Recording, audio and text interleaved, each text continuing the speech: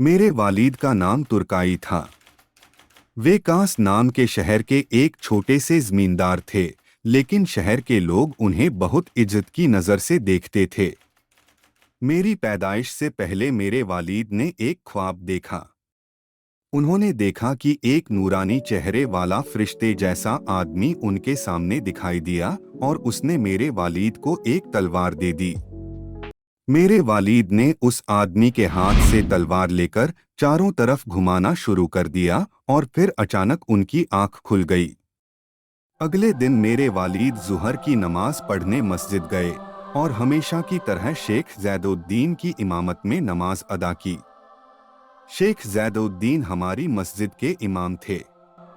नमाज के बाद मेरे वालिद इमाम के पास पहुंचे और उन्हें अपने ख्वाब के बारे में बताया।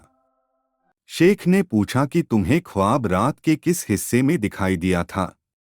मेरे वालिद ने जवाब दिया, सुबह के वक्त। शेख ज़ैदुद्दीन ने कहा कि तुम्हारे ख्वाब का मतलब यह है कि खुदा तुम्हें एक बेटा देगा जो तलवार की ताकत से सारी दुनिया पर गालिब आएगा और पूरी दुनिया में इस्लाम का दबदबा कायम करेगा।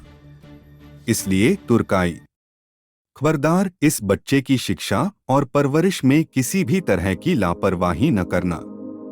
और जैसे ही वह होश संभाले उसे पढ़ने लिखने और खास तौर पर कुरान की तालीम लेने की प्रेरणा देना। अगले ही साल मेरी पैदाइश हुई। मेरे बचपन की जो पहली बात मुझे याद है वह मेरी माँ की आवाज़ है। एक दिन वे मेरे वालिद से कह रही थीं कि यह लड़का बाएं हाथ से काम करने वाला है और सारे काम बाएं हाथ से करता है। लेकिन जल्द ही पता चल गया कि मैं केवल बाएं हाथ से नहीं बल्कि दोनों हाथों से बराबर काम कर सकता हूँ। बाद में जब मुझे मौलवी साहब के पास बैठाया गया और मैंने पढ़ना लिखना शुरू किया तो मैं दोनों हाथों से लिख सकता था। और जब जवान हुआ तो दोनों हाथों से तलवार चलाता था और तीरंदाजी भी करता था। और आज जब मेरी उम्र 70 साल से ज्यादा हो चुकी है, मेरे लिए दाएं और बाएं हाथ में कोई फर्क नहीं है। जब पहली बार मुझे मदरसे में बैठाया गया तब मैं इतना छोटा था कि मुझे अपनी तख्ती पर मोम लगाना भी नहीं आता था।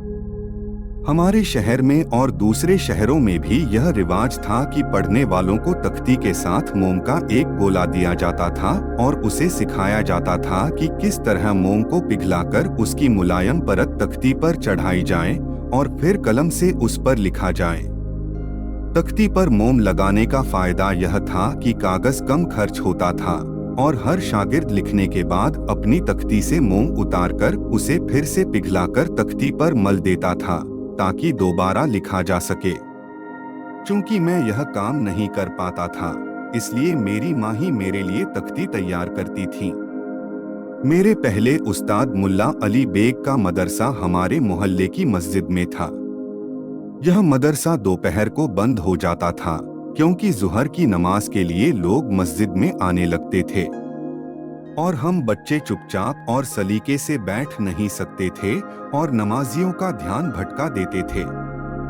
इसलिए हमारी छुट्टी ज़ुहर की नमाज से पहले ही हो जाती थी।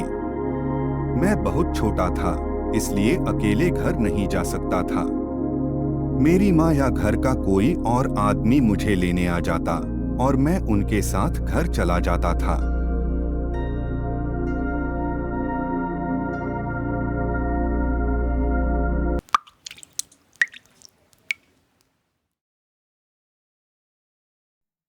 Subscribe.